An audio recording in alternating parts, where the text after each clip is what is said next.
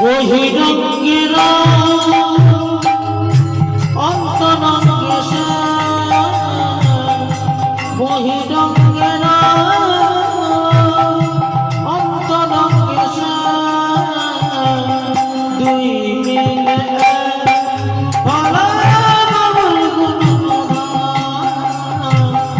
দুই মিলে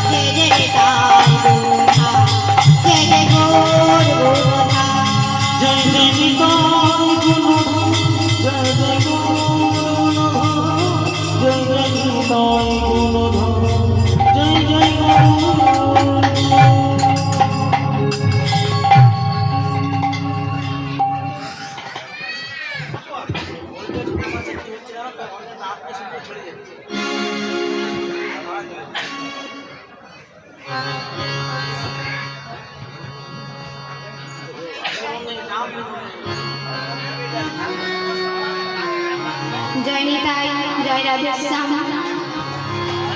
সমবেত গৌর ভক্ত মণ্ডলী ও আমার ভক্তিমতী মায়েরা, সমবতী পরম কৃষ্ণ হরিনাম অনুরাগী সুরসী ভক্তবৃন্দ অনুরাগী ও আমার আত্মশক্তি সুরভিনী শ্রীমতী রামসা সত্তা, আমার সকল মাতৃবর্গ, জানি না কোন জন্মে কতখানি সুকৃতির ফলে আমার গুরুদেব শ্রী তপন রায় মহাশয়ের অসীম করুণায় আপনাদের মতো ভক্তের চরণতলে এসে আমি কাবেরী দাস দাঁড়াবার সৌভাগ্যটুকু লাভ করেছি। মা গো, আমার না আছে জ্ঞান, না আছে ভগবানের চরণে দৃঢ় ভক্তি। আমি ভক্তিহীনা, ভজনহীনা এবং জ্ঞানহীনা, অধম কীর্তনিয়া তথাপি। আজকের শ্রী শ্রী বৈষ্ণব মহা উৎসব ও কীর্তন সম্মিলনের 20তম বর্ষের পূর্তি উপলক্ষে এই বৈষ্ণব মহা উৎসবের সমস্ত কমিটির বাবারা অক্লান্ত পরিশ্রমের ফলে ও আপনাদের মতো ভক্তের পূর্ণ সহযোগিতায় ও আশীর্বাদে আমি এখানে এসে উপস্থিত হয়েছি। তাই আমি কাবেরী দাস ও আমার এই ক্ষুদ্র সম্প্রদায়ে আপনাদের চরণে ও সমস্ত মহোৎসব কমিটির চরণে আমার শতকোটি দণ্ডবতযুক্ত প্রণাম। তাই বাবা কীর্তনটি শুরু করছি নাম দিয়ে। ভজনা জপনা লহনা কৃষ্ণ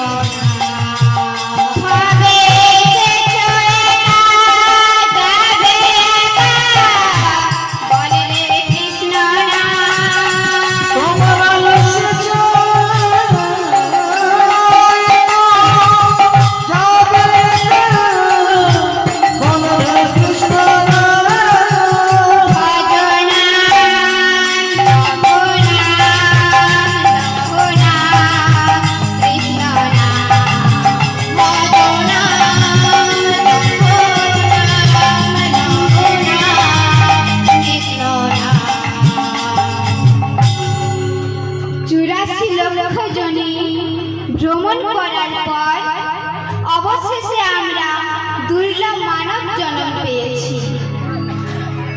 যে দুর্লভ মানব জন্ম লাভ করে আমরা এই হরিবাসরে এসেছি কীর্তন গান শ্রবণ করতে। তাই মহাজন বলছেন যে 84 লক্ষ জনী ভ্রমণ করার পর সব চাইতে দুর্লভ মানব জন্মটা আমরা পেয়েছি। তাই বাবা যারা শাস্ত্র অধ্যয়ন করেন তাদেরকে একটি কথা স্মরণ করিয়ে দিই। যাদের বাড়িতে শিশু মাহাত্ম্য বলে বইটি আছে, যারা পড়েছেন তারা আশা করি আমার সঙ্গে একমত হতে পারবেন যে আমরা এই দুর্লভ মানব জন্মটা পাবার আগে 84 লক্ষ বার বিভিন্ন জনিতে ভ্রমণ করেছি। তা কোথায় কখন কতবার জন্ম নিয়েছি সেই হিসেবটা একবার দেখে নিই। 20 লক্ষ বার আমাদের জন্ম হয়েছিল বিভিন্ন গাছে, 9 লক্ষ বার আমাদের জন্ম হয়েছিল মাছে। সৃষ্টি মাহাত্ম্যের কথা বাবা, কথা হলো 29 লক্ষ। 11 লক্ষ বার আমাদের জন্ম হয়েছিল বিভিন্ন পোকামাকড় ও বিভিন্ন কীট পতঙ্গে। 29 প্লাস 11 কত হয় বাবা? 40 লক্ষ। আর 30 লক্ষ বার আমাদের জন্ম হয়েছিল বিভিন্ন পশুতে। 40 প্লাস 30 সমান 70 লক্ষ। 10 লক্ষ বার আমাদের জন্ম হয়েছিল বিভিন্ন পাখিতে। তাহলে 70 প্লাস 10 সমান 80 লক্ষ। 4 লক্ষ বার আমাদের জন্ম হয়েছিল বানরে। তাহলে 80 প্লাস 4 সমান 84 লক্ষ। অবশেষে দুর্লভ মানব জন্ম, অবশেষে দুর্লভ মানব জন্ম আমরা ভগবানের কৃপায় পেলাম। তাই মহাজন বলছেন যে যেই নাম সেই কৃষ্ণ, ভজরে নিষ্ঠা করি, কারণ নামেরও সহিতে আছেন আপন শ্রীহরি। কৃতে যোদ্ধাইতে বিষ্ণু, ত্রেতায়ং যজতে মুখ, দাপরে পরিচর্যায়াং কলতৎ হরি সংকীর্তন। কলিযুগের মূল মন্ত্র নাম সংকীর্তন। তাই নাম যদি ব্রহ্ম হয়, নাম যদি কলিযুগের একমাত্র মুক্তির পথ হয়, তাহলে চলুন সকলে মিলে দুটি বাহু তুলে একবার ভগবানের নাম করে নিই। তারপর আমি আপনাদের কাছে লীলাটি আস্বাদন করব। তাই যারা কৃষ্ণ ভক্ত, গৌর ভক্ত, সকলে মিলে বলবেন নিতাই গৌর প্রেমানন্দ হরি বল। হরে কৃষ্ণ কৃষ্ণ কৃষ্ণ হরে হরে, হরে রাম রাম রাম হরে হরে। হরে কৃষ্ণ কৃষ্ণ কৃষ্ণ হরে হরে, হরে রাম রাম রাম হরে হরে। হরে কৃষ্ণ কৃষ্ণ কৃষ্ণ হরে হরে, হরে রাম রাম রাম হরে হরে। নিতাই গৌর প্রেমানন্দ হরি বল। হরে হরে, হরে রাম রাম হরে হরে। তাই ভক্তদের উদ্দেশ্য বলি বাবা, যখনই নাম করবেন দুটো বাহু তুলে করবেন। এটা আমার কথা নয়, এটা শাস্ত্রের কথা। গীতাতে ভগবান বলে দিয়েছেন অর্জুনকে, সর্বধর্মান পরিচর্যায়াং মামেকং শরণং ব্রজ। যখনই তুমি সমস্ত কিছু ভুলে গিয়ে আমায় দুটো বাহু তুলে ডাকবে, তখনই আমি তোমাকে কৃপা করব, নতুবা নয়। তাই বাবা, যখনই নাম করবেন দুটো বাহু তুলে করবেন। তার প্রমাণ ছিলেন মহাভারত। কি প্রমাণ? কেন আমাদের ভগবানের নাম দুটি বাহু তুলে করতে হয়, এগুলোর কারণ আছে না। মহাভারতের কথা, মহাভারতে শকুনি চক্রান্ত হয়েছিল কপট পাশা খেলায়। সেই পাশা খেলায় ধর্মরাজ যুধিষ্ঠির সর্বশান্ত হলেন। বিধির বিধান, অবশেষে দ্রৌপদীকেও সেই পাশা খেলায় হেরে যেতে হলো। যেই না দ্রৌপদী পাশা খেলায় হেরে গেলেন, অমনি কৌরব প্রধান বললেন, দুর্যোধন ভাইকে বললেন, দুঃশাসন, পাণ্ডবদের বড় অহংকার, তাই তুই এক কাজ কর, তুই যদি দ্রৌপদীর চুলের মুঠি ধরে টানতে টানতে রাজসভায় নিয়ে এসে ওর বস্ত্র হরণ করে দেন। যেই না দ্রৌপদীর বস্ত্র হরণ শুরু করলেন দুঃশাসন, তখন দ্রৌপদী দেখলেন আমি নিরুপায়, কেননা আমার পঞ্চস্বামী জগৎ বিখ্যাত, তারা আজ আমায় রক্ষা করতে পারবে না, কারণ তারা যে কর্তব্যের কারাগারে বন্দী। কিন্তু মা, যারা প্রকৃত সতী নারী হয় তাদের কিন্তু দুটো করে পতি হয়, এক হলো নিজ পতি, দুই হলো জগৎপতি। তাই দ্রৌপদী দেখলেন যে আমার নিজ পতিরা তো অসহায়, কিন্তু আমার জগৎপতি তো আছে। তাই দ্রৌপদী তখন কি করলো জানেন বাবা? দ্রৌপদী এক হাত দিয়ে তার নিজ বসনটা চেপে ধরলো, যাতে বসনটা খুলে না যায়, আর এক হাত দিয়ে আমার পরমানন্দ গোবিন্দর কাছে বসন চাইলেন, ঠাকুর, নারীর মান তুমি রক্ষা করো। আর তখন ভগবান শ্রীকৃষ্ণের পাশে দাঁড়িয়েছিলেন দেবশ্রী নারদ। আর নারদ তো সব জায়গায় থাকে বাবা। তো নারদ তখন কৃষ্ণকে প্রশ্ন করছে, বলছে ঠাকুর, তোমার নাম তো বিপদবাড়ি মধুসূদন, যখন কোনো ভক্ত বিপদে পড়ে তোমাকে ডাকে হে গোবিন্দ উদ্ধার করো বলে, তাই তো ভক্তরা তোমার নাম দিয়েছে বিপদবাড়ি মধুসূদন। তাই তোমার ভক্ত দ্রৌপদী তোমাকে বসনের জন্য ডেকেছে, তুমি দাও, দিচ্ছ না কেন? তুমিও দাঁড়িয়ে দাঁড়িয়ে মজা করছো। ভগবান শ্রীকৃষ্ণ বলছেন, নারদ, আমার সঙ্গে থাকলেও তোমার বুদ্ধি হয়নি, লক্ষ্য করো আমার দিকে একবার। আমি তখনই বসন নিয়ে দাঁড়িয়ে আছি আমার ভক্তকে দেব বলে, কিন্তু জানো নারদ, আমি অসহায়, কেননা আমার ভক্ত আমাকে কেমন ভাবে ডাকছে দেখো, একটি বাহু দিয়ে ডাকছে, কেন দুটি বাহু তুলে আমায় ডাকতে পারেনি? যার পুরোপুরি ভরসা নেই, বিশ্বাস নেই, দুটো বাহু তুলে আমাকে ডাকে না, তাকে আমি কেমন ভাবে কৃপা করব? তুমিই বলো নারদ, তাকে আমি কেমন ভাবে কৃপা করব? এবার যেই না দুঃশাসন দ্রৌপদীর বসনটা ধরে টেনেছে, তখন দ্রৌপদী দুটো বাহু তুলে বলল, হে গোবিন্দ, তুমি যা করো, প্রেমানন্দে নিতাই গৌর হরি হরি বল। যেই না দ্রৌপদী দুটো বাহু তুলে আমার গোবিন্দকে ডাকলো, তখন গোবিন্দ বলছে, নারদ, আমি এই মুহূর্তটার জন্যই তো অপেক্ষা করছিলাম। ওই দেখো নারদ, আমার ভক্ত দ্রৌপদী আমায় দুটো বাহু তুলে চলেছে। তাহলে দেখুন বাবা, দ্রৌপদীর মতো ভক্ত সে যতক্ষণ না আমার গোবিন্দকে দুটো বাহু তুলে ডাকলো, ততক্ষণ কি কৃপা পেল বাবা? পাইনি। তাহলে আমরা কেমন ভাবে কৃপা পাবো? তাই চলুন সকলে মিলে আরেকবার দুটি বাহু তুলে ভগবানের নাম করে নিই। হরে কৃষ্ণ কৃষ্ণ কৃষ্ণ হরে হরে, হরে রাম রাম রাম হরে হরে। বলো হরে কৃষ্ণ কৃষ্ণ হরে হরে, হরে রাম রাম রাম হরে হরে।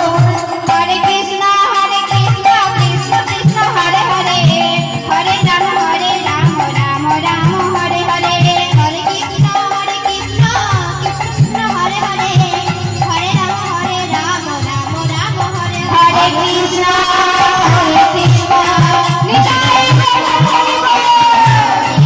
হরে রাম রাম রাম হরে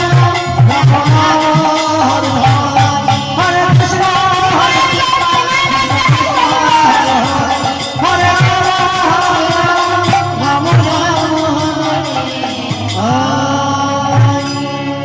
দেখুন বাবা, একটা কথা বলে নি, ভগবানের কাছে দ্রৌপদী যে বসনটা চাইছে, সে কিন্তু এমনি এমনি চাইনি মা, সে কিন্তু শুধু শুধু চাইনি।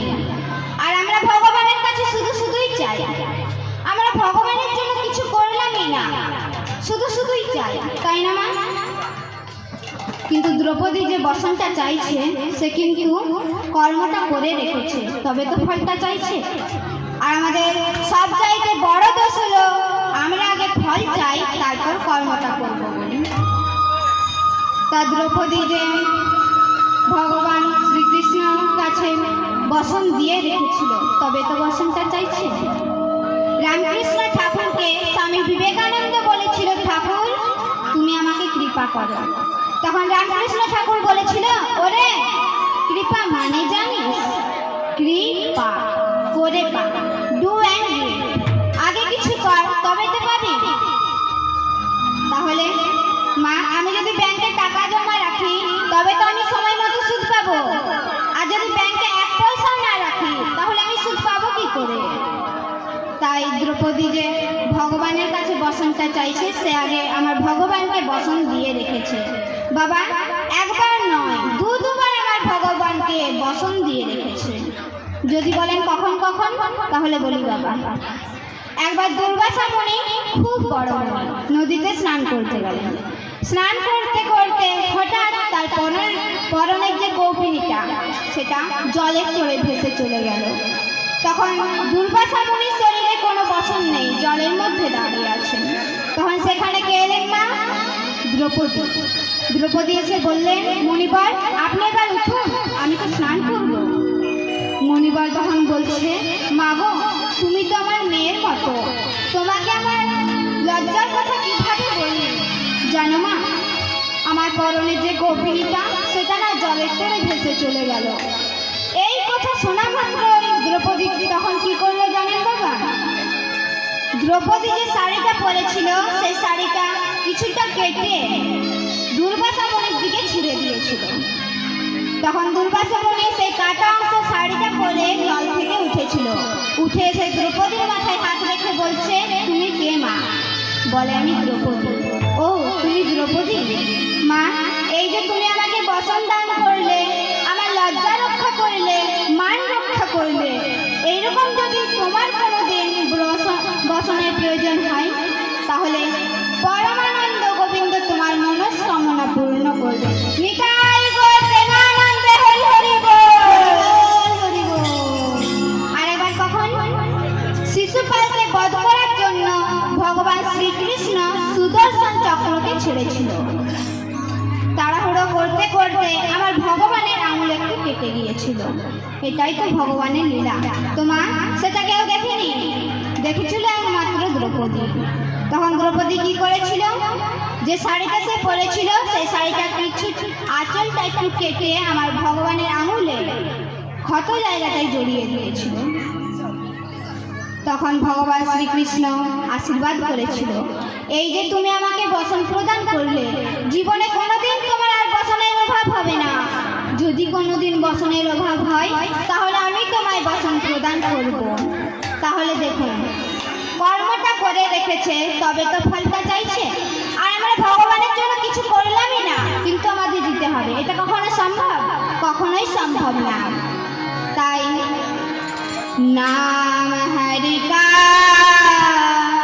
जप ले बंदे, फिर पीछे पछताएगा। नाम हरि का जप ले बंदे, फिर पीछे पछताएगा। नाम हरि का जप ले बंदे, फिर पीछे पछताएगा। नाम हरि का जप ले बंदे, फिर पीछे पछताएगा। क्या लेके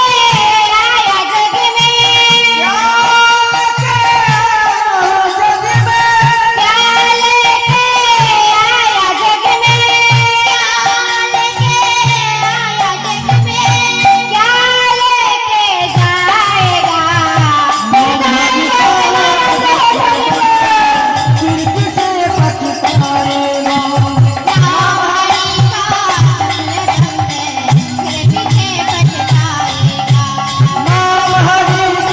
जप ले बंदे, फिर पीछे पछताएगा। হে ভক্তমণ্ডলী, দেখুন, আমরা যখন এই পৃথিবীতে এসেছিলাম তখন আমরা কিছুই সঙ্গে করে নিয়ে আসিনি, আর যখন এই দেহ ছেড়ে আমরা চলে যাব তখনও কিছু সঙ্গে নিয়ে যাব না। তাই আমাদের বাংলার কবি, বাংলার বিখ্যাত এক কবি যার নাম লালন ফকির, তিনি আমাদেরকে কেমন শিক্ষা দিলেন দেখুন। সময় থাকতে থাকতে গুরুচরণ আশ্রয় করে সাধন ভজনের পথে যান। লালন ফকির আমাদেরকে কি বললেন দেখুন বাবা। সময় গেলে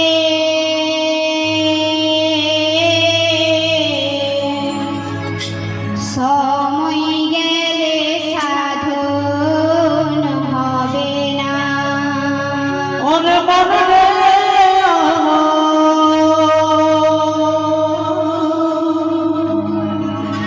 সময় গেলে সাধন হবে না। ওরে মন রে আমার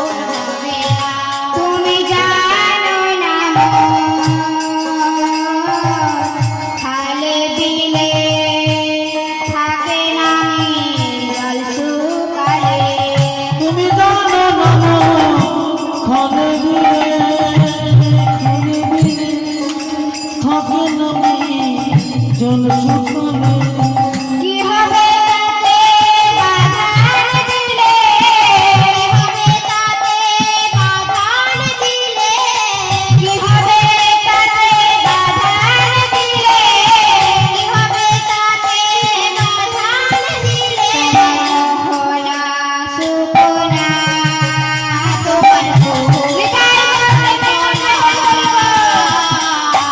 সময় গেলে সাধন হবে না, ওরে মনে আমার সময় গেলে সাধন হবে না, ওরে সময় গেলে সাধন হবে না। তাহলে দেখুন, আমরা যখন পৃথিবীতে এসেছিলাম তখন কিছু আনিনি, আর যখন চলে যাব তখন কিছু নিয়ে যাব না। নাম হরিকা জপলে বন্দে ফির পিছে পছতাएगा। তাহলে কবি কি বললেন দেখলেন, কবির আমাদেরকে কি বললেন, তাই क्या लेके आया जग में